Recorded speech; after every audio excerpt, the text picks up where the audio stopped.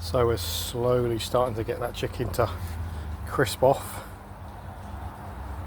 Absolutely looks amazing. Just added some wood chips just to give it a real good flavour. Soak it into them juices. But as you can see, we're starting to get it to brown off lovely.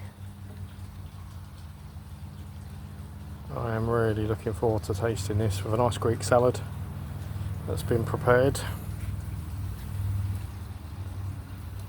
But yeah, for the first attempt, I am really looking forward to seeing the end results of this Greek gyro.